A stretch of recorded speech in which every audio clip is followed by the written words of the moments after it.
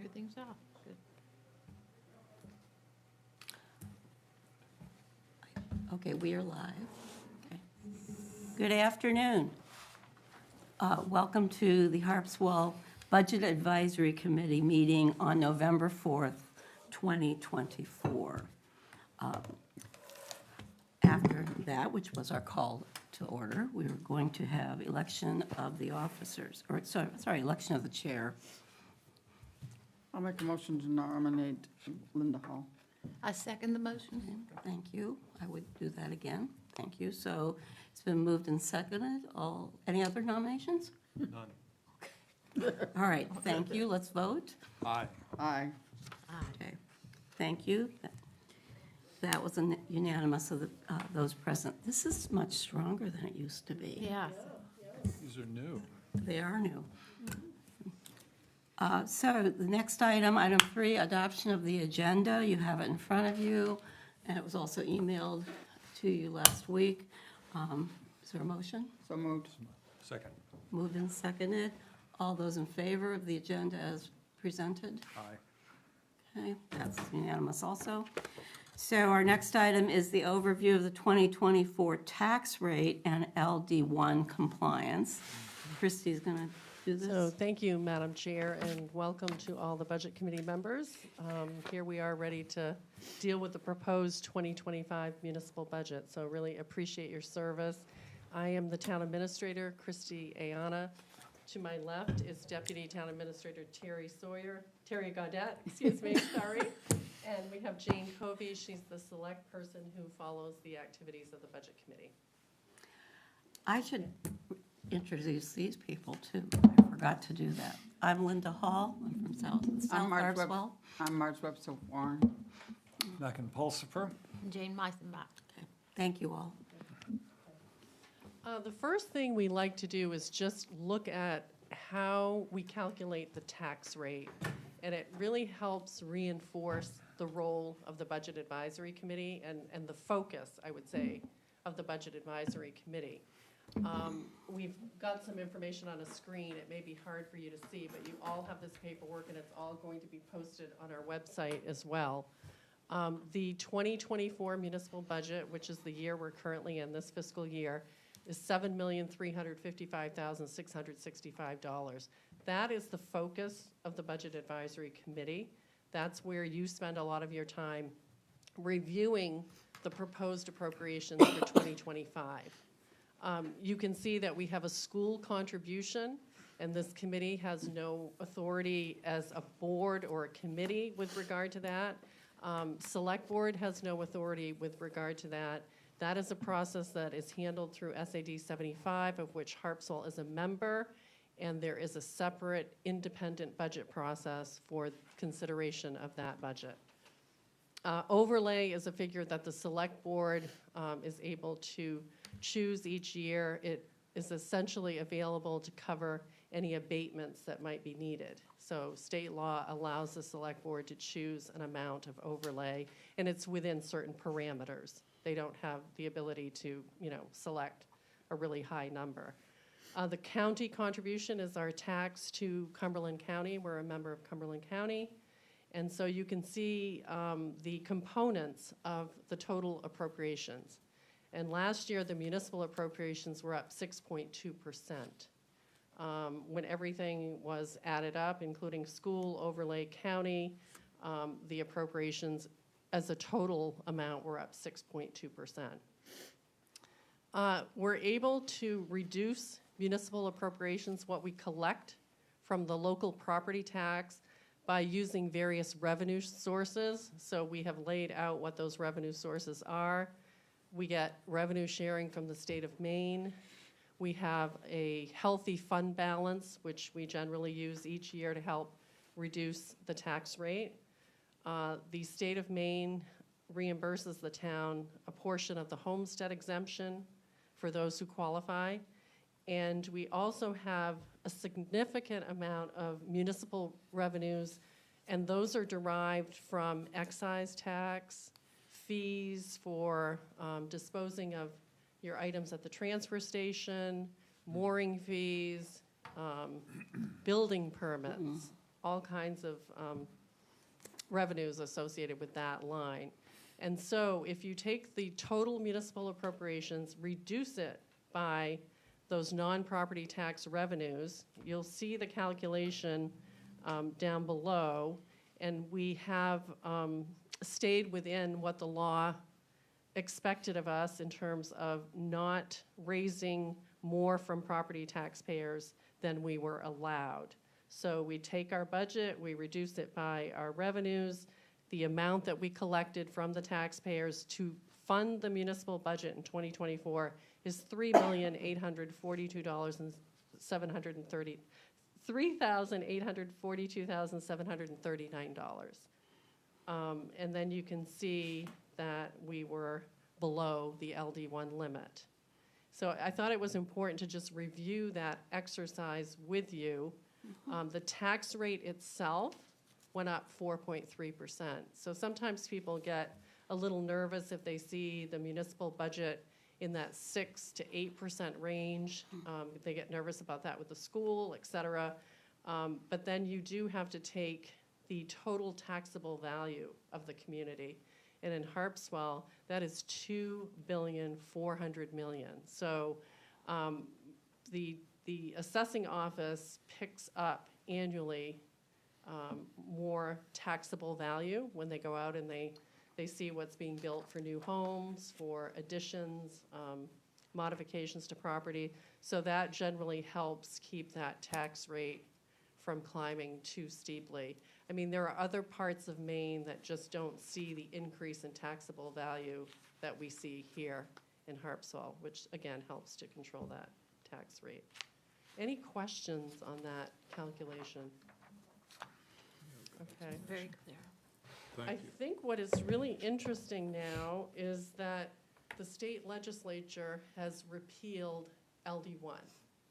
So it's no longer binding. It's not anything that we have to meet in terms of state law. I think because it was a state-imposed limitation, many municipalities felt that that was something that was forced upon them, and it was removed in this last session in Augusta. So municipalities are free to enact a cap if they want their own cap, to not be bound by the limitation of LD1 in terms of how much you could collect from your property taxpayer. There always was a way to collect more, and that would be to have a separate vote at the town meeting to exceed that limit. But that's no longer part of the process. And I would say last year, when we did our calculation about how much our LD1 rate could increase, it was about 7%. So I don't know if you have any specific questions on that piece, but it is no longer something that we need to follow. It would strike me that it would be helpful, and even though, of course, it wouldn't be binding, as you've just clearly explained, that if at maybe the beginning of each budget cycle, as we are in now, you could say, this is what the LD1 limit would be. Yeah.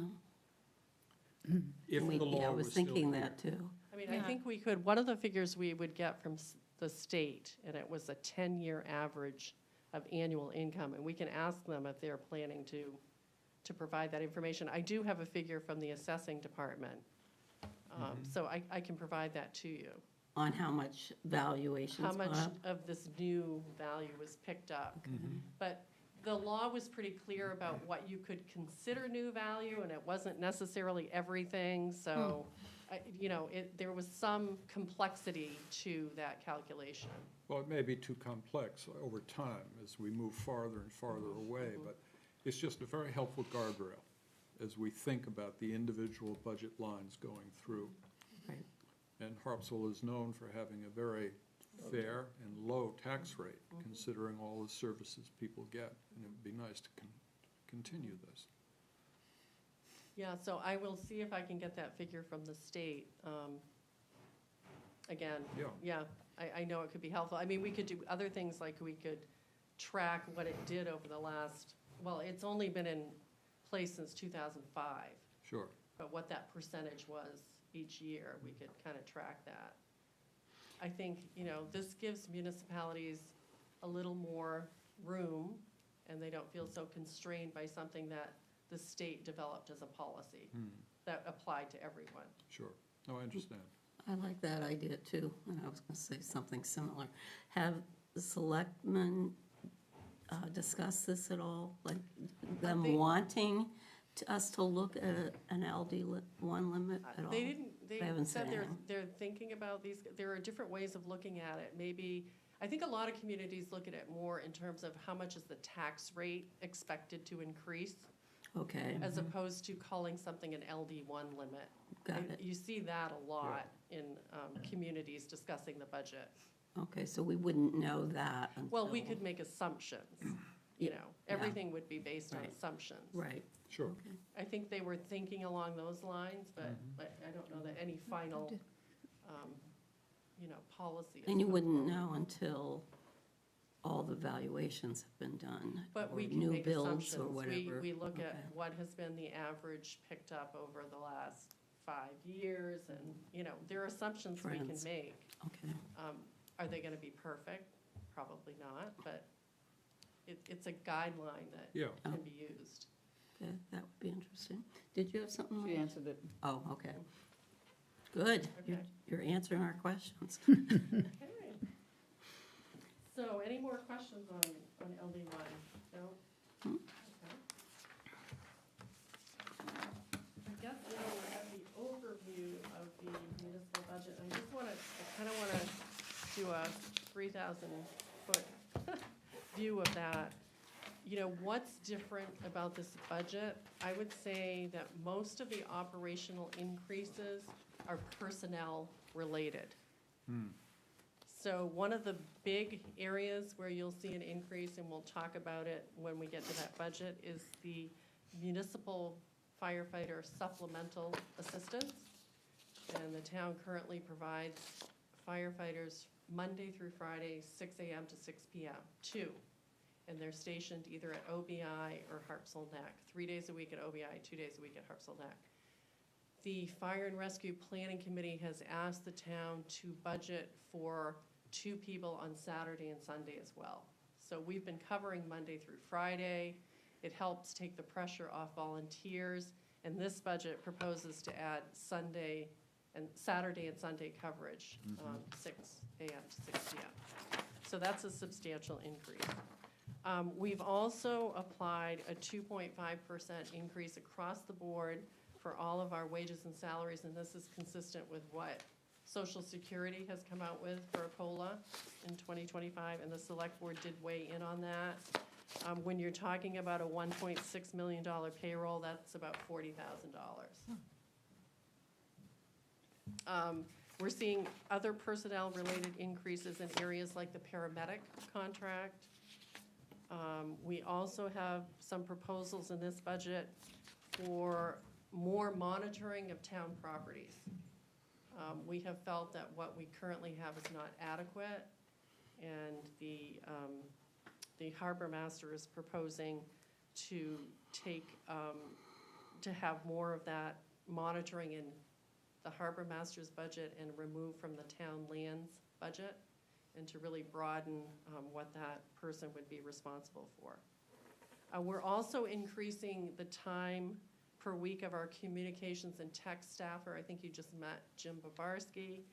He's been here a short time, and he's added a lot of value to how we communicate better with our residents and the public, and some of the technology that we're using to do that, including a much more robust presence, I think, on social media, and helping with website improvements as well. So that's going to be a regular part-time position with benefits.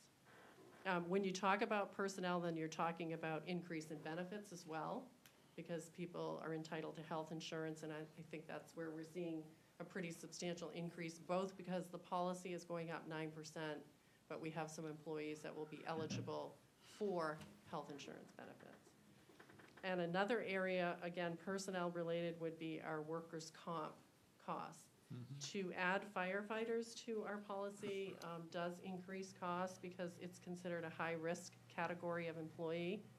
So we may have been underfunding that previously, and this budget will bring that up and add the 2 new positions in there as well.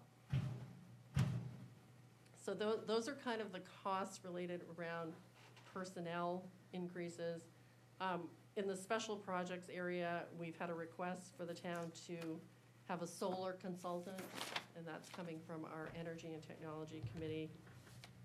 We are holding the line in the capital area on this budget, so we're staying at about 1.5 million.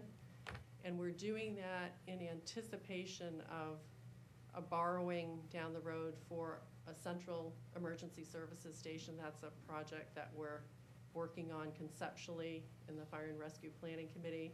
And so we're trying not to do any new borrowing, except we do have an article in front of the voters tomorrow for the boat launch at Mitchell Field. So we've really tried to hold down those expenses. And I would say in terms of capital projects, we're proposing some appropriations, some use of fund balance as well to try to support moving forward with some of those projects. We're coming to the end of our use of ARPA funds. So since 2022, we've been asking voters how they wish to spend ARPA funds, which came from the federal government. We received over $500,000. So those funds have helped support our budget since 2022. And we have an article in front of the voters tomorrow, which would be the last article, and that would use any remaining funds for emergency services-related items or expenses. So that's kind of taken the heat off of some of our previous budgets, and, you know, we certainly utilized it, I think, in a very effective way. But that's no longer going to be available.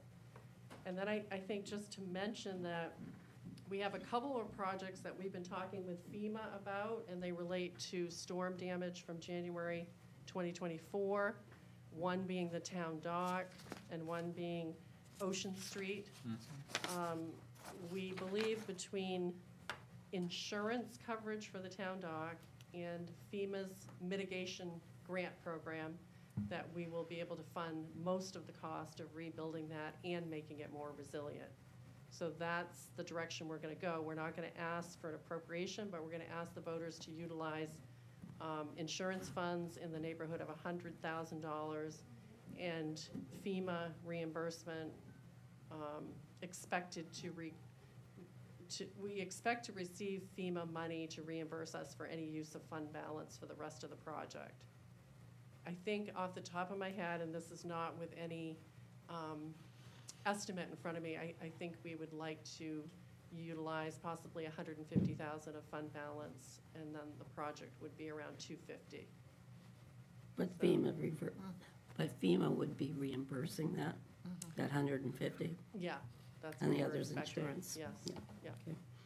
And then for the end of Ocean Street, it wiped out quite a significant amount of the embankment there. So that's going to be a larger project, could be in the range of $400,000. Again, we're expecting FEMA reimbursement for that. But FEMA's essentially a reimbursement program, so you have to kind of pay up front and then you get reimbursed. That's how that typically works. So that's an overview of what we're looking at. Any questions on that kind of, you know? Left out a longer range capital budgeting for sea level rise and things. We've talked about this in prior sessions. And So we have a resiliency and sustainability reserve. right. And we have some projects that we have been able to be successful in at least getting planning money for, Sure. because we've had that reserve. The reserve is about $110,000 at the moment. There are some funds that have been committed. Because we haven't actually spent any of those funds yet, we've committed some. We're not necessarily saying that we should add to the fund in 2025. It is noted on one of the pages you have that that's an open item. That's an open item. The Climate and Resiliency Committee has said they want to keep that door open, they might want to ask for some more money. So it's currently not something that's in this proposed budget at the moment. If I could add a little bit to that, the Resiliency and Sustainability Committee has been using that fund primarily to be able to respond to grant opportunities, and most of those have gone toward engineering studies in priority areas. They are now working on setting priorities for what would happen going forward in terms of when do we need to begin to start construction and stuff like that, but that hasn't been determined yet. So I'm not sure how much will happen during 2025, but that's on the agenda. What is their projection of when things should begin to start happening? And that seems appropriate, but Yeah. 100,000 relative to the cost of really mitigation is very, very small. Right. I mean, it's a great comment, because we've been looking at Ocean Street, and again, these are very preliminary estimates. So with FEMA, you have to have your plan to bring it back to what it was, and a cost for that, and then you have to have the cost for making it more resilient. So at Ocean Street, these are big round numbers, it's kind of like 200,000 to get it back close to what it was, and then 200,000 to make it more resilient. So because we have this situation with FEMA, that is a grant opportunity. Sure. And we don't necessarily need to use our reserve fund for that. But, I guess our fund balance is kind of serving as a way to pay and then get reimbursed Yep. for those costs. Thank you. But those are the kind of numbers you're looking at, really. Well, And as Jane mentioned, most of the work so far is really engineering and analyzing some of these road locations. And in some cases, not necessarily saying that the town should make significant changes. So, it doesn't always mean there's a lot of additional costs. Sometimes there could be a little bit of retreat, let's just say that, in some cases. good. Well, I'm glad to know it's in the mix, Yeah. very much. Is the marine hazards, is that a new item? Or we had that before. Well, Has it We've had it increased? before. Has it increased because of what happened this past summer? Yes, yeah. And does that Or- include the whale and the shark that had to be removed, or is that another kind of marine hazard? Well, it involved, in part, some of the dock removal, as I recall. I mean, when we get to that Oh, point in okay, the budget, we'll have more okay, detail I was for just you. curious. But originally, that was a $10,000 reserve. I think the harbor master has suggested 20 Yeah. in this budget. Mhm. Yeah. Thank you. So any other kind of big picture questions? I would say that, we feel like the budget's in pretty good shape, but there's always tweaks, and it's a work in progress, so we're not expecting to come back to you with something, substantially larger, but there could be some tweaks along the way. Yeah.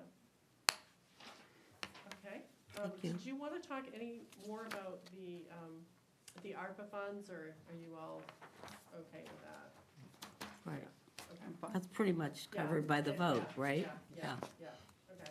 So we'll go to general government. Thank you. That is account 1,000 in your books.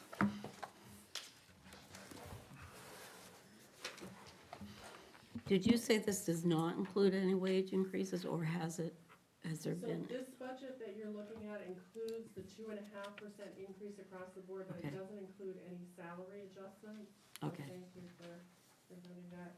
Let me just mention, I'm glad you brought that up. It doesn't include, any additional wage and salary adjustments. It doesn't include the administration building at Mitchell Field. We don't have a plan for that at the moment. We understand there may be some people working on a plan, but we have not received any plan, so that's just kind of out there. Also, the harbor master is looking to rent some office space on the water, and so we're kind of exploring that right now, and this budget does not anticipate that cost. the Resiliency and Sustainability Reserve is an open item. Thank you, Terry. And Clark Cove is kind of a new project for the town. We're working with the state, and this budget does not currently propose any appropriation from Harpswell for that project. If we move forward, we're expecting that that would likely be grant funded. But we'll get to these items Yeah, later. yeah, Okay. yeah. I just thought it's good to know what's not included. Thank you. All right, so general government. This is where you have the salaries for the 2 full-time administrators. We have somebody at the front desk, that's another full-time wage. And then we have a couple of part-time people. One person performs a lot of payroll and payables work. And then the other is our new communications person. So both of those positions are part-time, but they're in that category. And that's where you'll see an additional 13,000.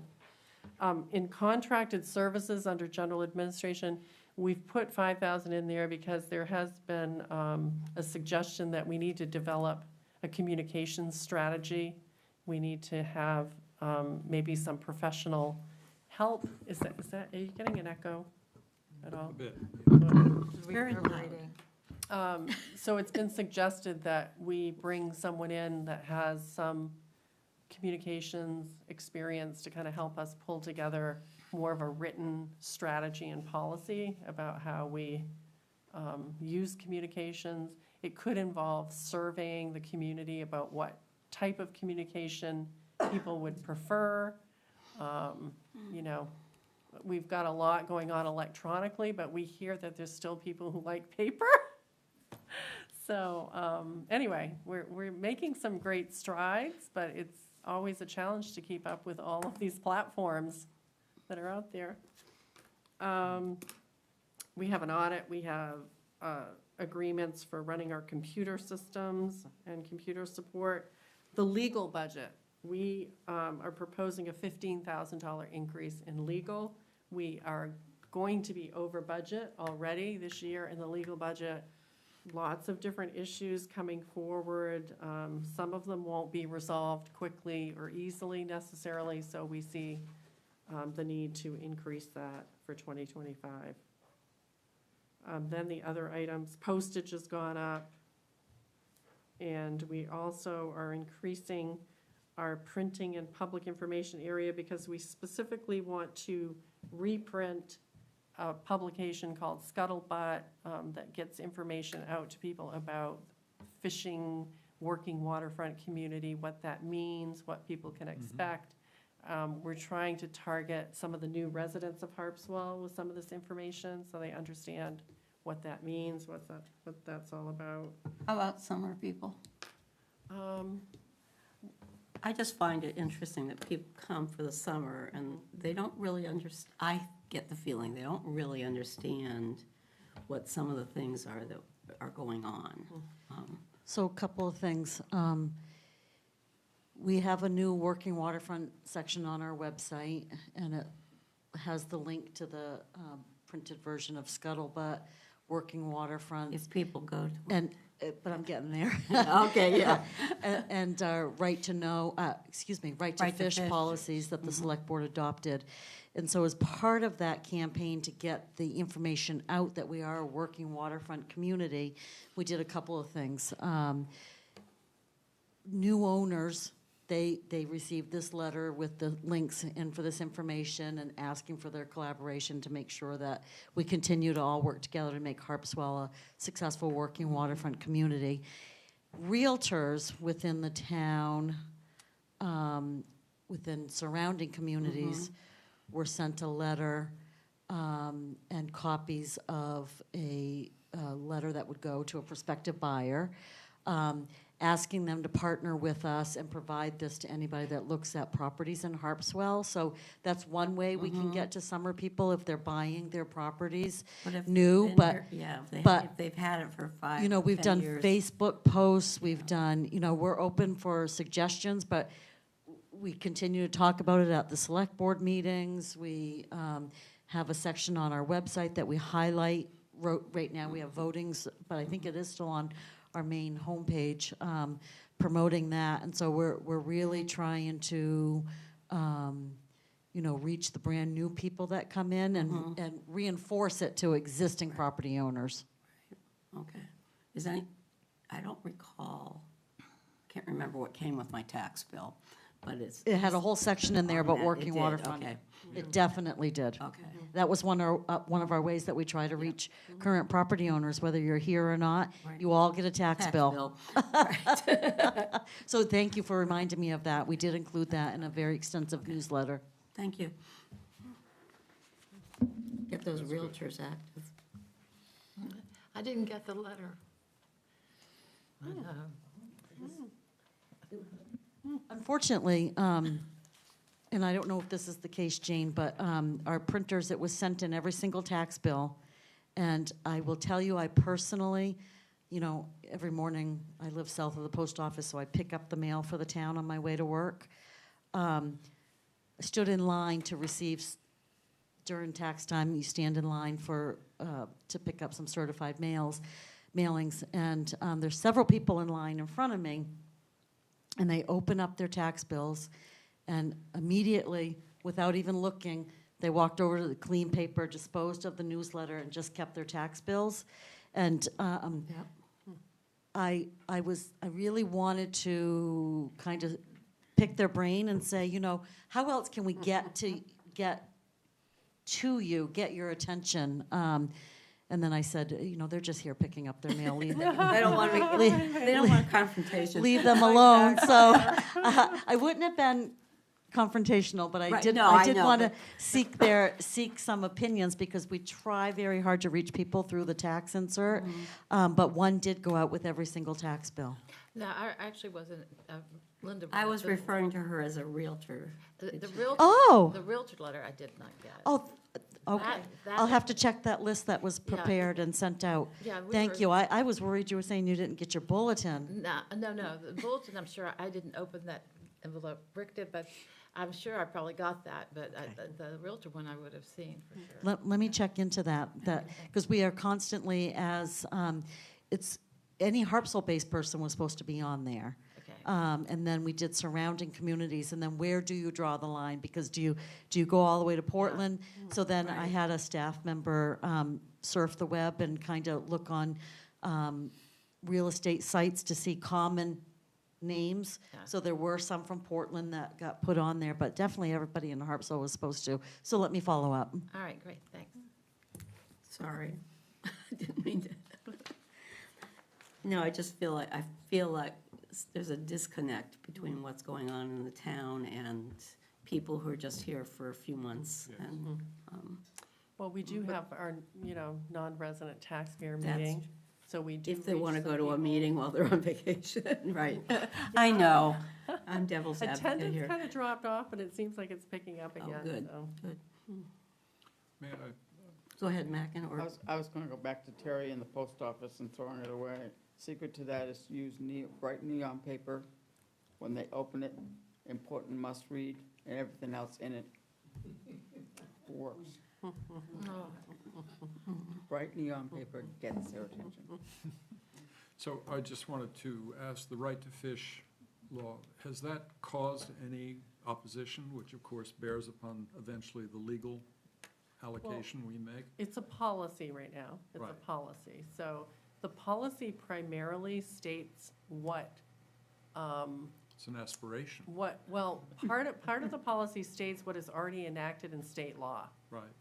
And that part of the state law says if someone is engaged, and I'm just summarizing, is engaged in commercial fishing, and then you come upon this and see it as an issue, you can't necessarily consider it a nuisance because it already existed. Right. So that's something that's already in Maine law, and we just restated that because we feel like a lot of people don't even understand that that is Of covered under Maine law. And then some other aspects of the policy is that we would do a better job, we the town, getting information out to people about what it's like to live in a working waterfront, what it's like for the fishing community. an educational campaign. No, that, I understood all Yeah, that. I was yeah. wondering whether you're seeing it at all in the increased legal issues in front of the town. Not, Somebody really that's just not, goes at you. no, we're not seeing that. We're seeing other issues, but not that one. Good. Yeah. Thank you. Marge, did you have a question? No. I'm fine, Thank you.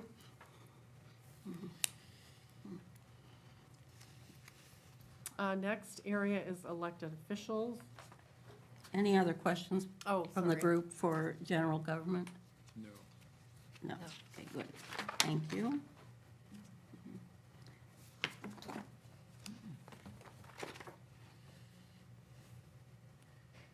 Go ahead, Christie. So elected officials, you're seeing a decrease because we've had a tax collector who is not planning to run for office again. And so there's kind of a calculation of that person for 10 weeks and somebody potentially new at 42 weeks. And that's really where that reduction lies. And there was a little bit of extra money in the town clerk's budget in 2024 for potential overtime, maybe, I don't know. No, I guess that would be in the other budget, not in elected officials, no, sorry. I did want to mention that the town clerk is also the registrar of voters, and we carry some money in general government for that aspect of the position. The town clerk's position is elected, and the registrar is an appointed one by the select board.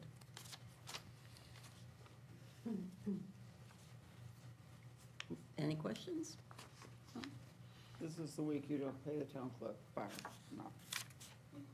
Oh, Overtime, well, it's a salaried It's a position. That's salary true. Yeah, position. yeah. except for, Please remember that when you select, when you go to make those adjustments. you know, We have no input, I know. So a couple of things. This is a warrant article that's worded, and it does not limit. So if people on the floor think that somehow any of these salaries for the tax collector, or the town clerk, and/or selectmen need to be increased, that article is always worded so that it can be increased. You and I both know one's gonna do that from the floor. we've had it, it's happened. It's happened before. That would be- Past positions that are no longer elected positions. Right, right. Well, the town is certainly getting extraordinary value for these very, very low salaries, Absolutely. considering the amount of work.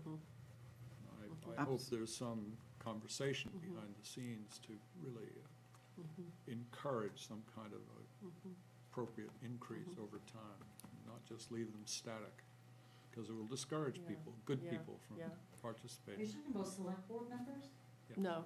Oh, you're talking about It's not- select board? I'm Because talking about the select board members and Oh. others, And the town clerk, but particularly the select board members. Okay. We I- had that I discussion think about really 10 years ago, I think. You run for your civic duty. It's, you don't do it for the money, and you can ask course not. Jane. You don't do the school board for the money. I think What when- Like, this is a lot better than the school There's a board. balance, though. when we have looked at that select law. board council person salary or stipend, it's really a stipend. Right. Harpswell's been on the high end compared to other communities. So, But it really has to be measured against the workload, because many of the issues here in Harpswell seem to me more complex than exist in some other towns. that's because, But people do it, they're not doing it for the money, they're I doing it understand. as, for their, as their duty. And you, and I'm obviously on the tax collector, and I understand the reason for the adjustment there. But you also have got to be able to attract capable, qualified, that's a big well, so responsibility. this is interesting because it's an elected position, so we can't control who runs. With no Absolutely, experience. You know, Absolutely. you could have someone that, and we've doesn't seen have- that chaos in other towns happen, so, yeah. well, praise God. okay, but it seems to be in this town that the deputy becomes the next That has person. happened a lot. Because they've kind of been trained in that, Yeah. so they have that background. But it's not automatic. But it's not automatic, Yep, no. Right, But right. we've been fortunate that way. Yeah. You know, I think there was a time, you may all remember, when the treasurer was elected in Harpswell and the road commissioner And the was road elected. commissioner. Yes. So we've Right. moved away from that, and, you know, not every town elects their tax collector or town clerk, so that's And- something Think that we about still that. do. Do these, for those two positions, the collector and clerk, Mhm. are those ones that you might adjust if you thought something was, that they weren't in line with what other towns are doing? They're part of the full review. Yeah. Okay. But we do compare them to other elected, because you gotta understand, we have wonderful people. You have no, But we don't have performance evaluations of elected officials. It's different than, you know, we don't have any real oversight, but Right. we have And you don't wonderful have- you- people that, right, you but don't know it's who's different. gonna If run, somebody's right. elected, it's different than if they're not. Clearly. So we try to compare elected salaries to elected salaries because, you know, there's a difference. The voters of the performance review. Yeah, that's right. They are. Marge And wants we to can talk speak. about this all we want, but I this know. committee has absolutely zero It was just, say, it was just say a in it, question. so we're Right. just hoping that the selectmen hear us silently or very loudly, that we let you look at those two.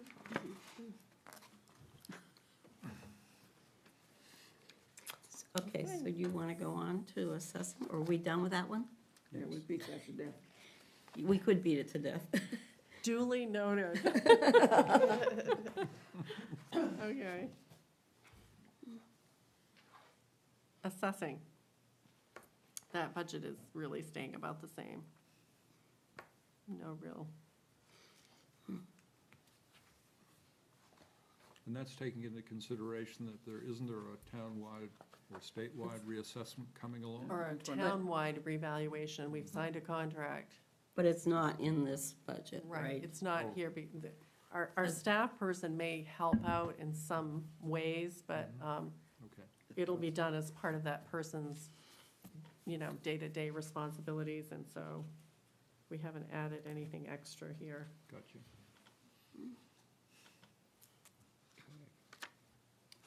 Okay, we're ready for the next one. Code Okay. enforcement. Code This enforcement. one's been busy this year. Oh, that office does just an outstanding job. I think we really have a really strong code enforcement office, and I think this budget reflects that. That 3 full-time people, you know, dedicated to those issues. I would say, one of the full-time folks in the wages helps the planning department, but we don't really split out those Mhm. duties. It's just easier to keep it all in the code enforcement budget. And I think you also have fee information on that sheet as well. Which was only, not even, you know, a full year, it's through October, so. This is a profitable enterprise. It pays for Yeah. itself. Well, there was a lot of work this year. I Everybody can wants to be speak to here. that. A lot of permits.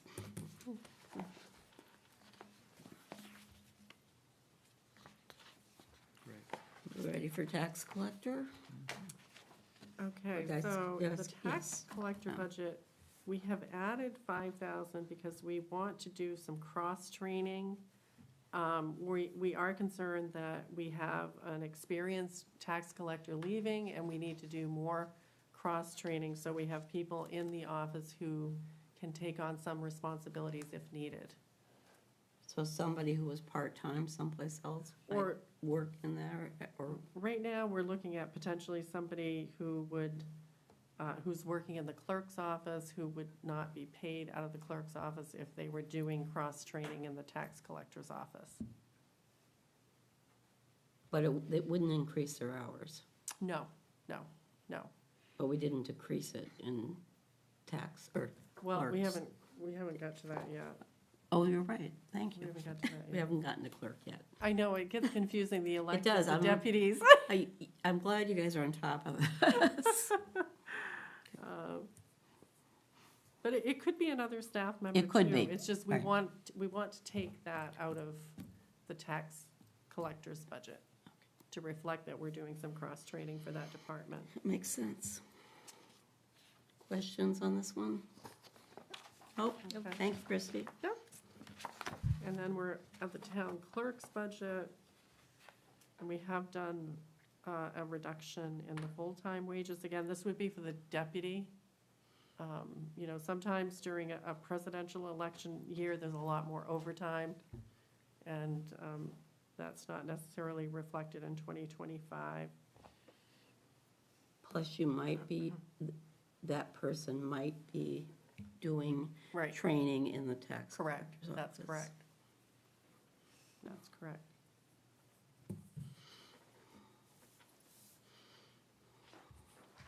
Questions?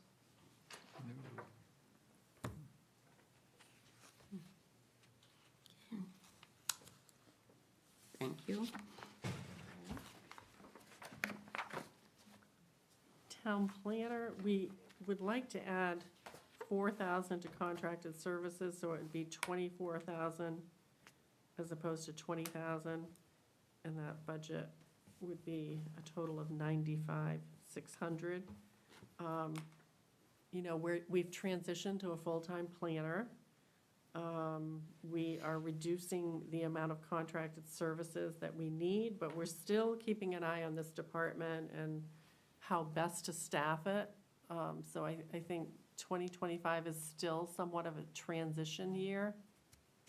And we're looking at, you know, what we might need for part-time wages, if we needed any type of assistance for the planner, or if the contracted service model, you know, continues to be a way forward and getting more kind of, I guess I would call it, like, very specific services, like, say, just trying to think what we've budgeted. Oh, I know what we've budgeted there. We've budgeted our outgoing planner, Mark Ironman, to work with the comprehensive plan task force, to try to get the comprehensive plan ready for the March town meeting. So that is. Is that the 20,000 then? That's what's worked into this contracted Okay. service number. Okay. So that's why it's kind of fluid, because once the comp plan passes, yes, then we'll be looking at implementation, but I don't know how much we'll need in terms of contracted services for implementation.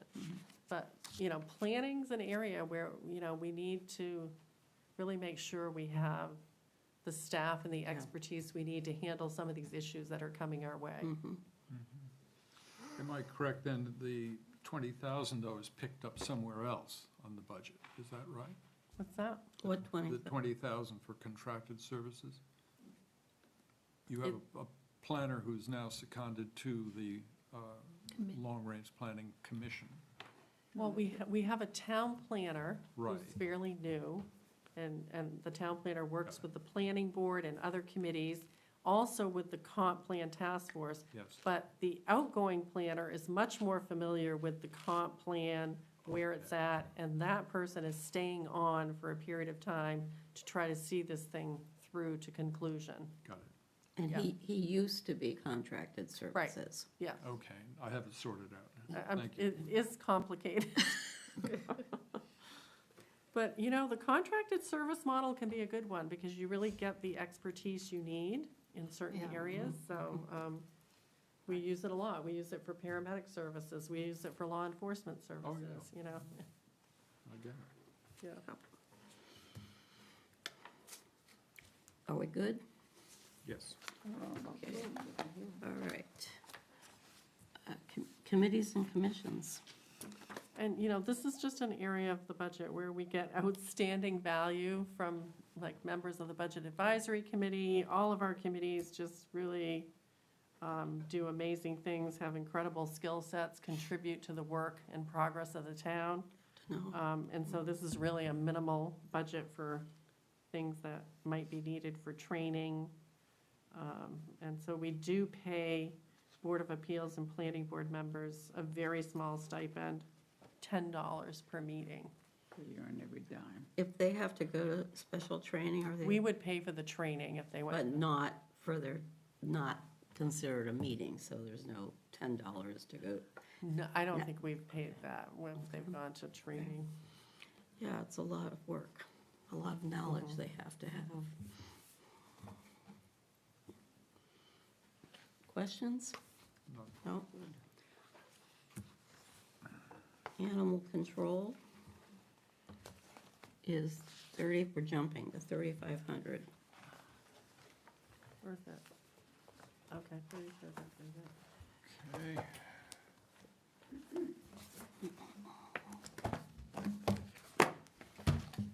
So this budget is really staying the same.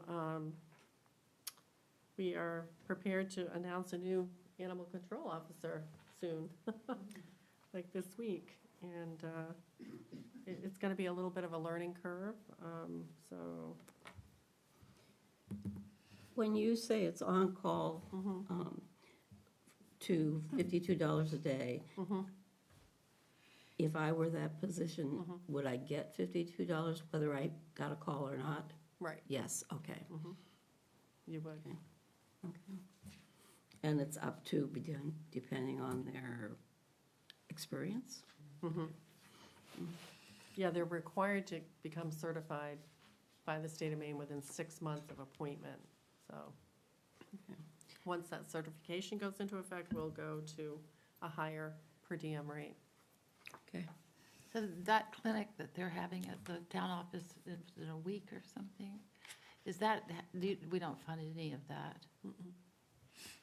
No, I mean, I think the town clerk comes to give out licenses, maybe, but we don't fund any. I was just curious.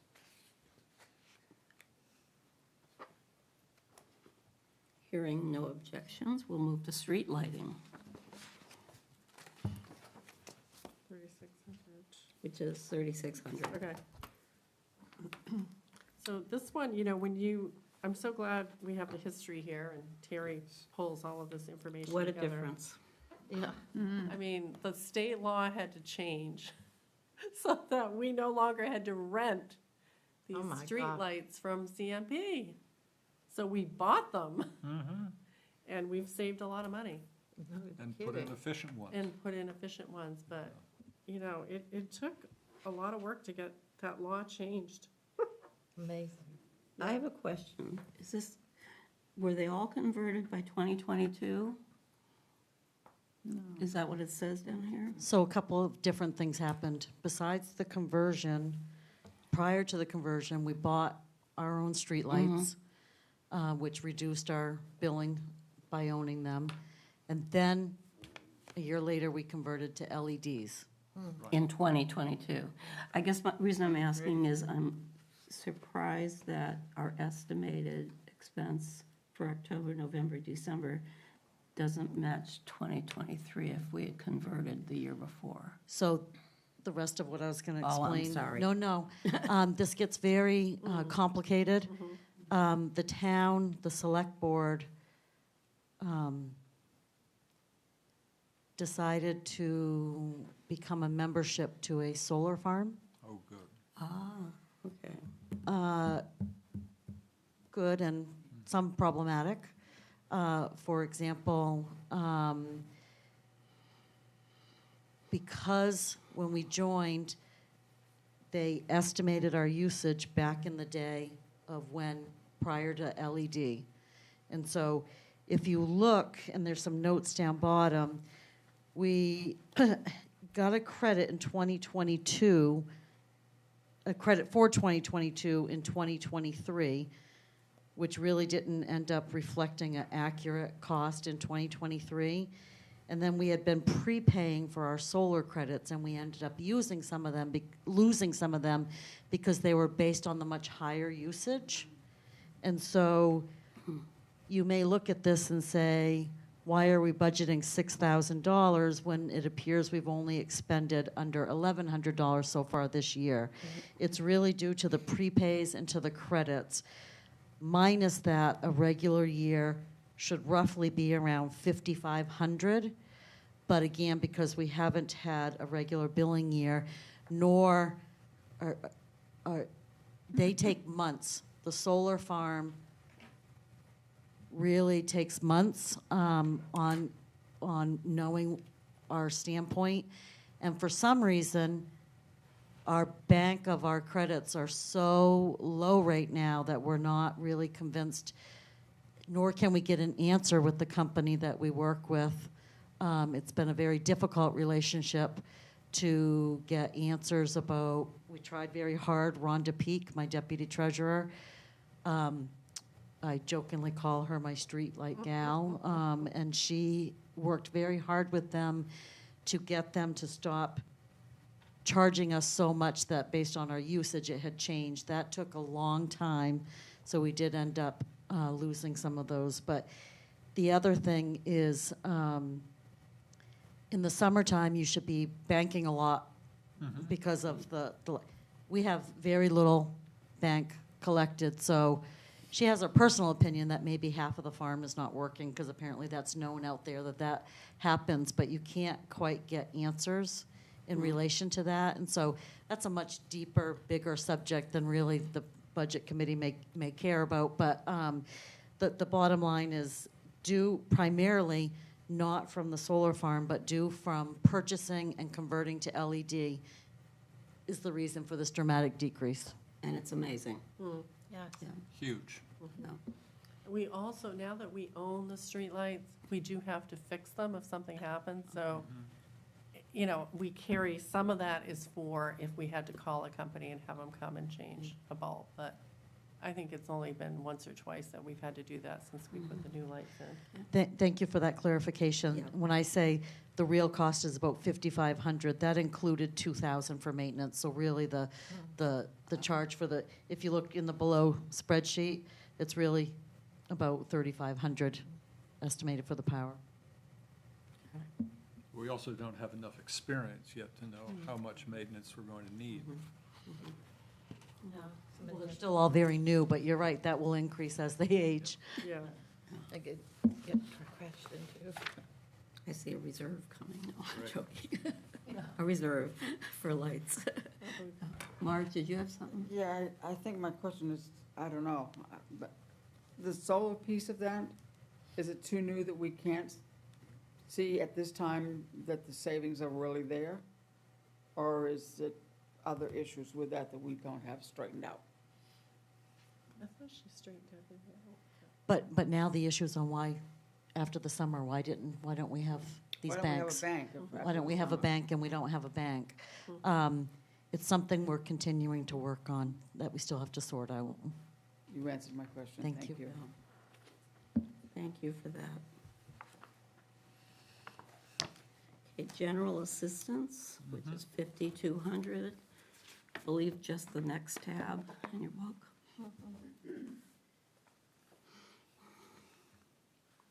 So you can see the data there, really small number of applicants, primarily housing and electricity, and we're just slightly reducing that budget for 2025. We receive 70% reimbursement from the state of Maine for any of these expenses. And we reduced the heating line, because you'll see we rarely have a heating line applicant in general assistance with the town of Harpswell's own heating assistance program, which is very open to, much more friendly.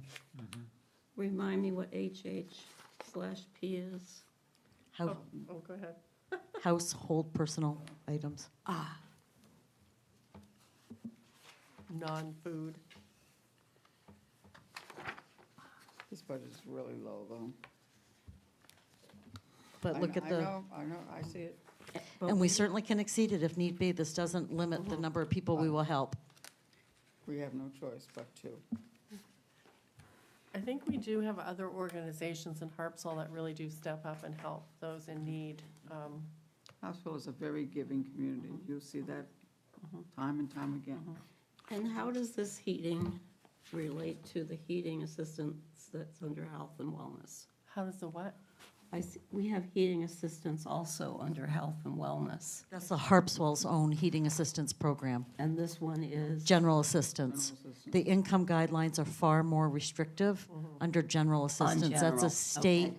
administered program. okay.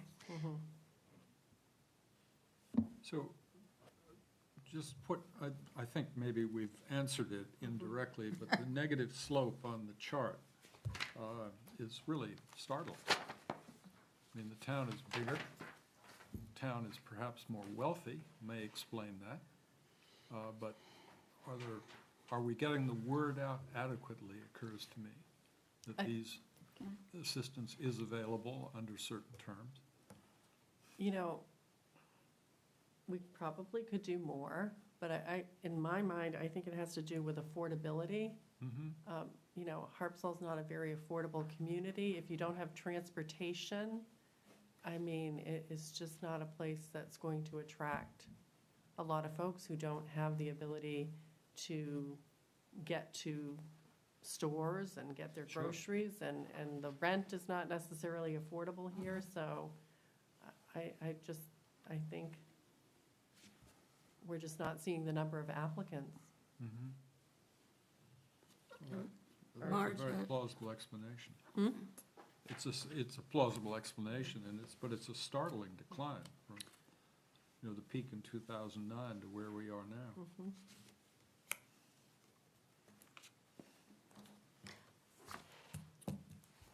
Marge had a question. No, Comment. I think there are a lot of things that come into factor here. I think there's a great deal of pride among the people who should or need to apply.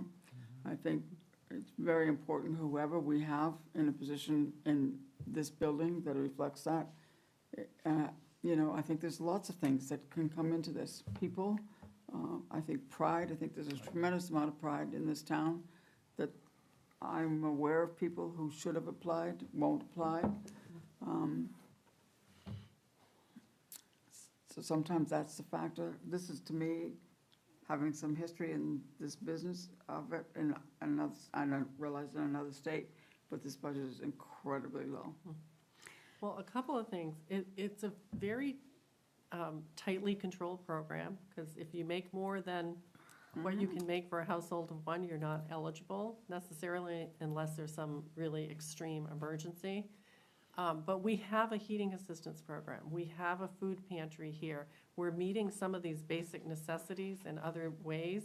And I feel like we've really reduced the barriers for the heating assistance. You can do an online application. You don't have to come into the building. If that was creating a barrier for some people, that's been removed. So I think we're meeting the needs of our residents in these other areas, and it just doesn't get reflected here. That's huge, thank you. With our health and wellness under that one, they would not need to prove income, or they would? Under health and wellness, now you're. We have a heating assistance. We follow Cumberland County guidelines, off the top of my head. 80% of is it the median income? So it's you can make a lot more money and qualify for the town of Harpswell's heating assistance program. And then for You can also have unexpected, I mean, maybe you're slightly over, but you just had a huge expense, you just had to replace your whole furnace and it took every, you know. every spare So dime, yeah. it's a local program, and the point is to help people, and it helps a lot of people. And for the food bank, there's no questions asked, is Right. that correct? So And we don't know anything about, we can folks just come in tell and you, a use it. lot of people come in, a lot of people use it and that's weekly still, right? daily. Daily, okay. And it now has household and personal products, too, so not just food. That's a great thing. And I don't recall if the schools are still doing something, but they were for a long time. Like a backpack program or something? They had the backpack, but they also had Meals. meals, you know, like bags of groceries being sent home. Or you could just come pick up, no questions asked. And they didn't even have to be part of the district. Just based on what we've just said, is there anybody who's trying to bring all of these programs together and produce a chart like the one here to really understand better what's going on and perhaps identify holes that can be filled?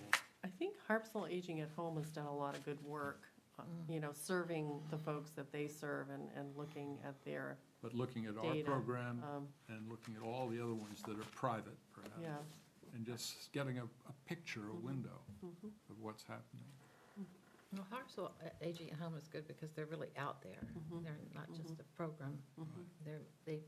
I think they have a pretty good finger on the pulse of that Mhm. whole situation. Mhm. But I think, in answer, I don't think there is anyone who's consolidated all the efforts that are made in town.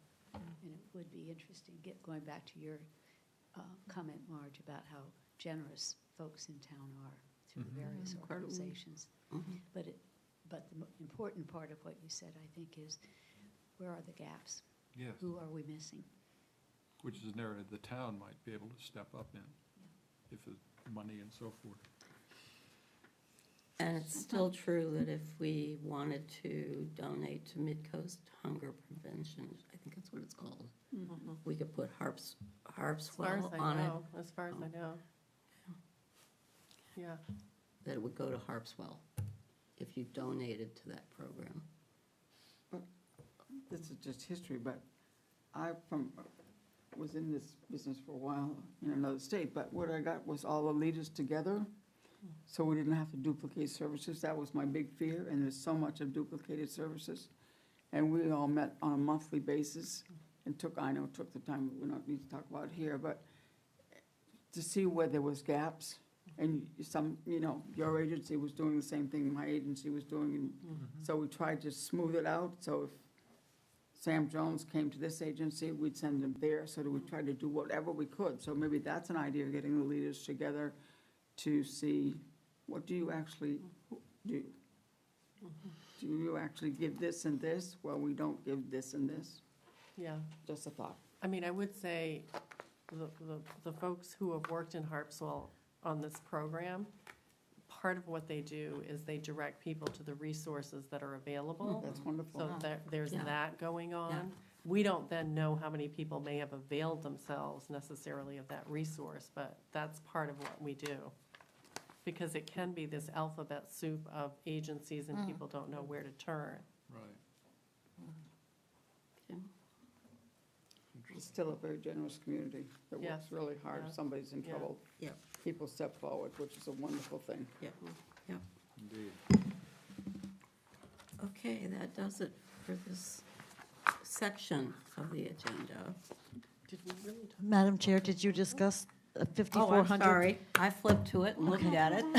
So there's actually not an appropriation for heating, but under health and wellness, the town of Harpswell has a property tax assistance program. And again, that is in the newsletter that goes out to every single taxpayer as well.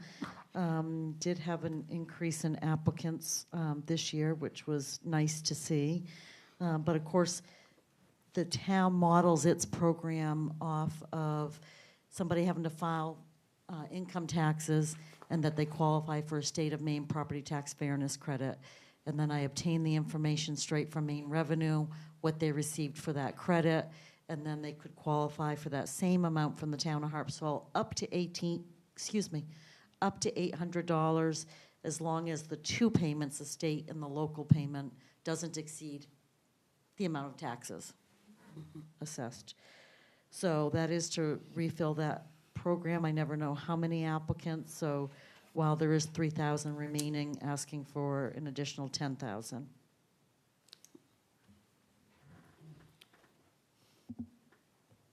And while we're on this budget, I think it's important to point out, if you're looking at the heating assistance That's what I data, was looking at, yeah. pardon? That's why I thought we were done, because I had already flipped to it.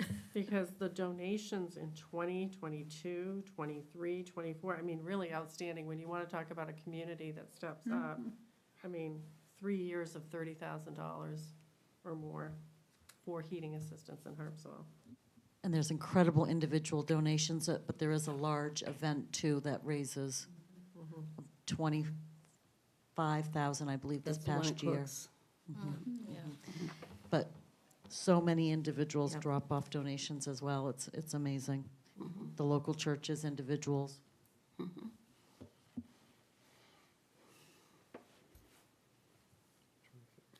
Does any of that, it doesn't carry over at all? It always does. It always does. Right, so you'll see, Oh, on the chart below, you'll see the balance at the end of the year is the starting balance for the following year. okay. And then for the last 2 years, we have used 20,000 each year, so 40,000 of ARPA funds to fund it. So at this point, having gone into this heating season that started October 15th, we had a number of applicants, but they haven't been paid yet. It takes a while for the billing, but as of 10/31, we had 56,000. But the people got their assistance. Absolutely. Yeah. If they upon Right.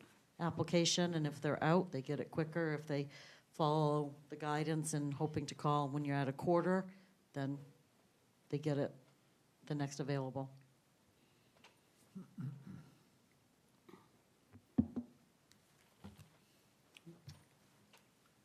Okay, I think we're good. Yes. Now we're done that section of the agenda. Thank you for those explanations. So item 6 is other matters.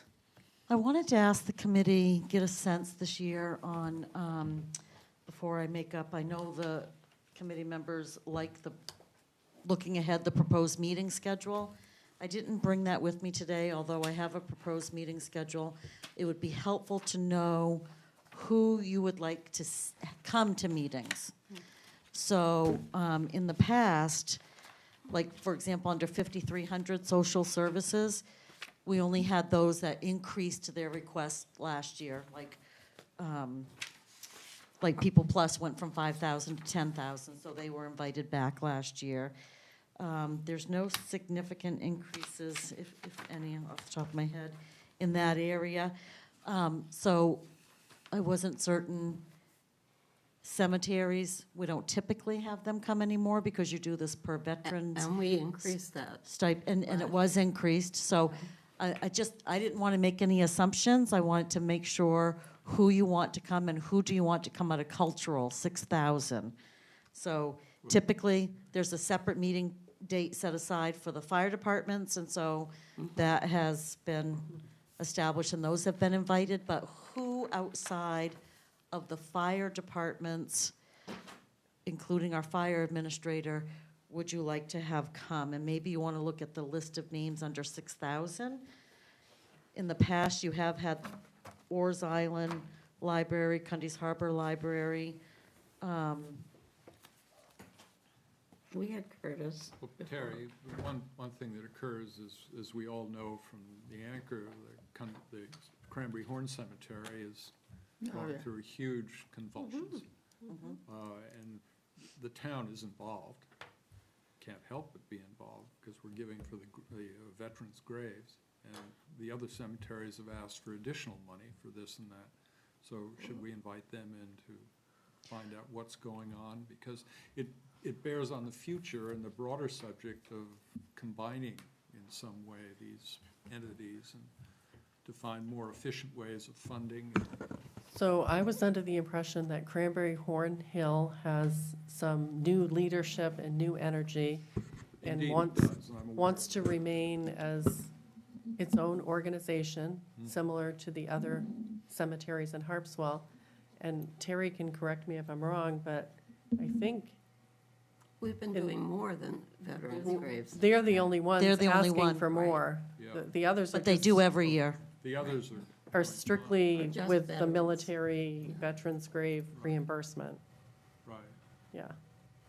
But if you feel things have stabilized enough from a financial point of view at Cranberry Horn, then it's not necessary. But I'm just sort of thinking longer term, though, because we've had these discussions of, they have the same expenses across all the cemeteries, across all the fire departments, and, But they're not. Well, we did kind of an analysis and a study, and, I mean, the outcome was essentially that they wanted to continue as organizations, but Cranberry Horn was in a special category because it really didn't have leadership.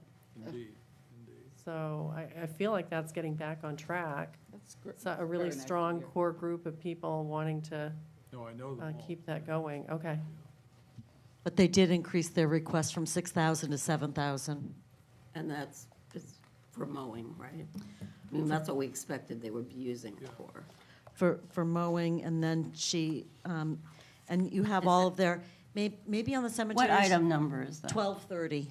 Yeah, maybe you want to invite Cranberry. You may want to. She indicated that she added 1,000 to it for being so new, and she has some big plans on, like, instead of leaving it up to a plot owner to record their document, that the cemetery would record it, collect that funding, and make sure everything is done in order. So she has some really good ideas on how to really formalize some things here.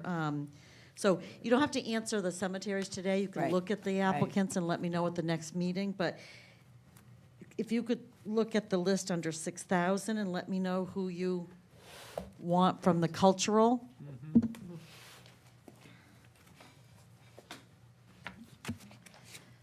I mean, in the past, you have had Can you go to 6,000? Mhm. Check your. We've had them, and we've had the, is the community television on here? Yes, it is. But they asked for more? Yeah, the television always comes. So I don't think I replaced that. What do you think? But they do asked we for? need to, they haven't asked for more. Do we need to hear from the television? No Huh? one's asked And for more, Cranberry really. Lawn and anybody that asked for more. No, we've switched to cultural. Oh, I know, but Oh, I'm asking her question anyways. none of the other cemeteries, it was a few years ago, Oars wanted something, but Yes, they did. they've Right. not come back Right. It's at all. changed Correct. it when- when So, they moved the bank. Under cultural, I do see that the first Cundy's Harbor Library application that was submitted, it had said 30,000. And then when I dug into the weeds, that was their 24 application that they resubmitted, but their 25 actually did request 35, which I need to update that. Okay. So Cundy's Harbor Library is requesting more, so I don't know if you want them. Yeah, I think And it raises the question, how long is the fixed amount to Curtis? How long does that remain? Is that another 2 This years? is the last year. This is, It's been 3 years. yeah. So will we negotiated soon, or do we wait till, when does that negotiation happen, is what I'm asking? It would be at sometime after the town meeting. I After mean, town meeting? Yeah, because Okay, it's so not we going to wouldn't have any impact, idea. it's not going to Impact impact 2025. Okay.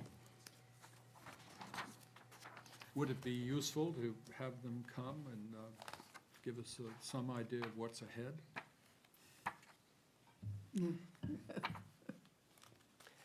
Because it's a controversial subject. If you've reviewed their material and you would like them to come in, they're, staying at that flat rate, I think it's entirely up to the committee.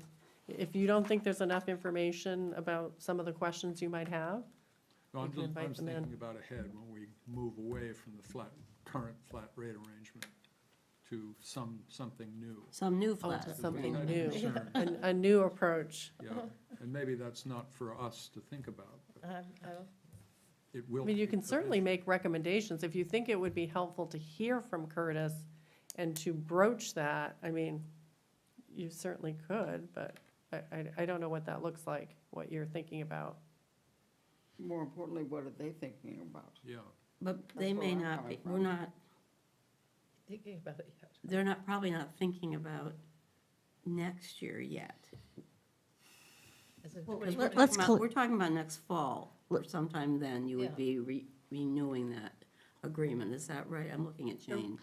Right, because the current, When, a year from now, Yeah, yeah. Yeah. so we would have that, right, chance, yeah, yeah.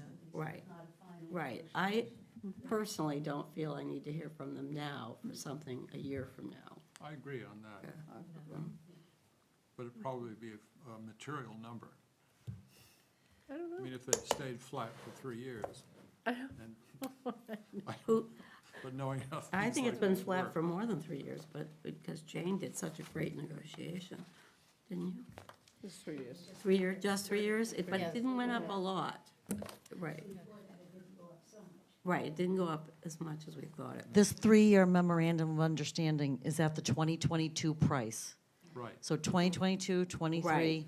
So we got, it was 24. basically And 25. flat. And 25, funding, which was fantastic, in my Right. opinion. But it's 4 3 years. years of inflation and all the rest of the things we experience everywhere in the budget. So they collect that from Brunswick. No, but they will, in the new arrangement that we make with them, to be quite, I bet, I would expect quite a large bump. I don't know. Maybe. Let's hope. Don't know. There's a couple, you'll see that there's a couple of numbers highlighted. The applications haven't been received yet, but I did carry the prior year's number.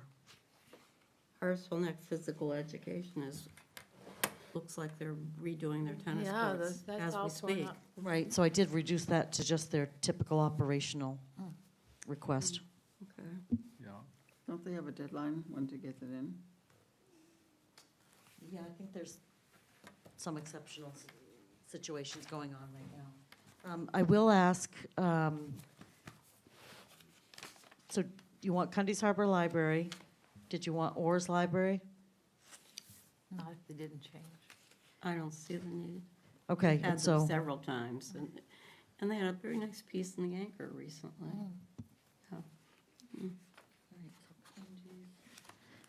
no one, Curtis, so any of the historical societies, HCBC?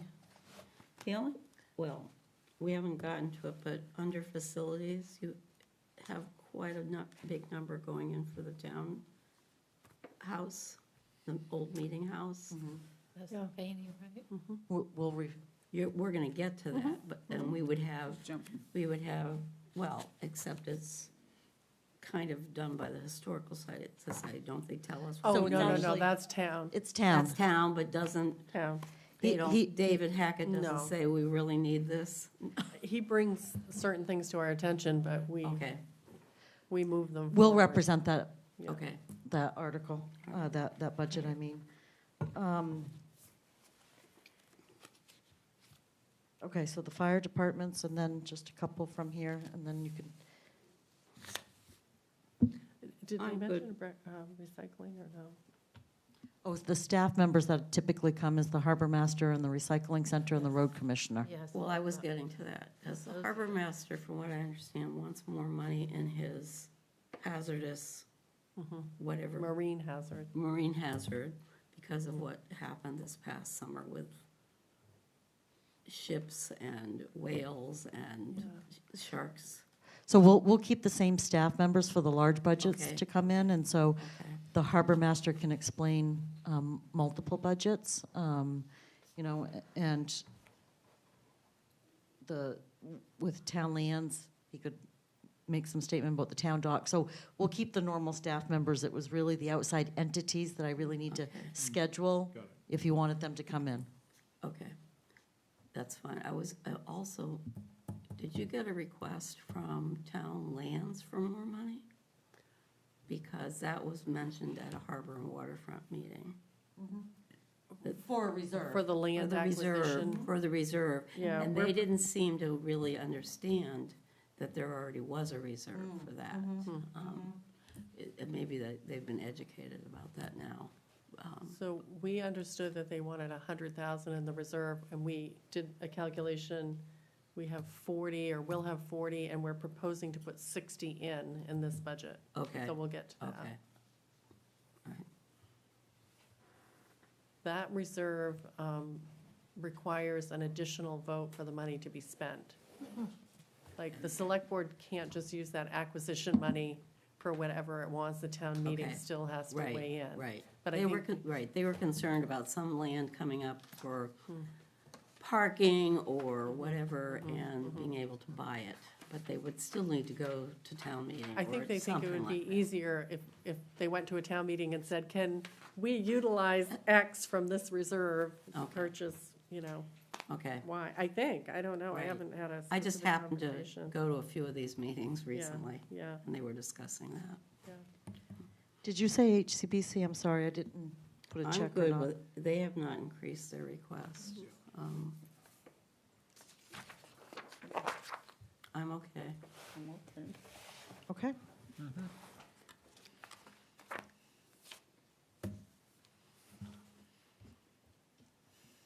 And as far as the meeting schedule, I'll bring that proposed one to you at the next meeting. We can, staff totally agrees with the committee of not going, the Monday before the holidays. And the way it's laid out now, it would be completed on the 16th, December 16th. But we can consider, let's go through it. And last year, a couple meetings, you started at 2. Right. We could add a Wednesday, so we can certainly work together and make sure we get done what you want to get done within the time period you prefer. I was noticing we aren't meeting next week because of Veterans Day. Correct. But I was noticing that November 13th, which is a Wednesday, that there's a slot in the middle of the day. If we could have a meeting then we. Fire and Rescue is meeting that day, I believe. I know, I looked at the 1, calendar. and they're going to There meet was- in here. There was something like 2 to 4 was available, unless they go more than an hour. They're having a consultant come to that meeting, so I don't know, it might You don't stretch know. a little bit Okay. longer. Yeah, I was wondering, Linda, if you, Start earlier? Pardon? Is there a reason that we couldn't start earlier every meeting?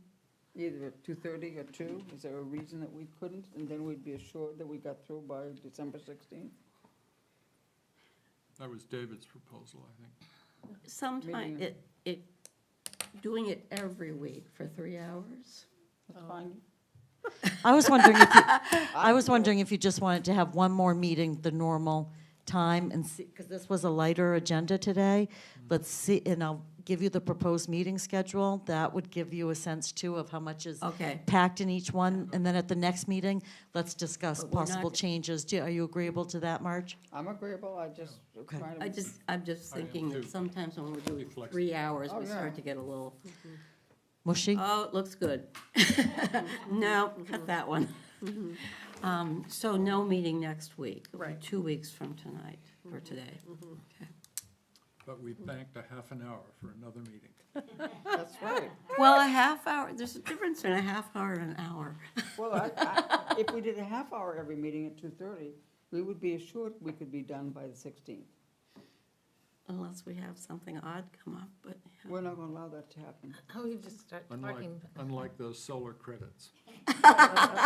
Yeah. But that makes no sense to me. All right, so right now, we're meeting at 3 o'clock, 2 weeks from today. And we'll discuss it as Ms. And we'll Perry said, discuss the it next- when we see what's proposed for each week, whether we want to start a half hour earlier. But you'll be at 3 on the 18th. Is that right? Correct. Sure. Oh. Is everybody, should we vote on that? If You there's all just right with 3 consent. next? We'll just look at the schedule next week, okay? Or not Or in next 2 week, 2 weeks. So you'll meet at 3 in 2 weeks, and then you'll decide how you want to go forward with those other times. Okay.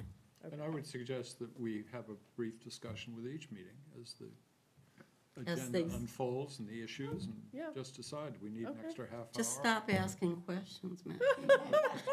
Yeah, just say yes, just raise the hand. Just say yes. Unfortunately, they didn't like puppets. Should have appointed puppets. Did you have anything else, Terry? Okay, so Move for adjournment? we are adjourned. Thank you.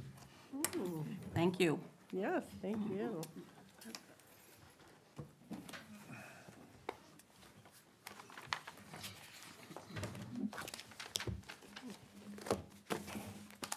And your email, oh, there, she's still there.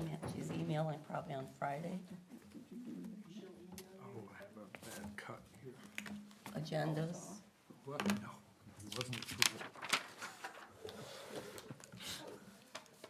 Jane, you didn't say a lot about 2:30. Is that a problem? See a doctor? It didn't really need one. It was superficial. So the meeting I Next have week is is 3 Please o'clock. stopped right away. in 2 weeks is 3 o'clock. Right. Easy, don't it? But the Yeah. thought running through, No, I know. 79-year-old skin. Oh, honey, I got you beat. I know. I was happy to hear the cranberry horn. What? I was happy to hear the cranberry horn. you might miss, that's I 2 know weeks all from these now. people very You well. might miss that meeting. I'm happy. Twice. Sometimes, sometimes.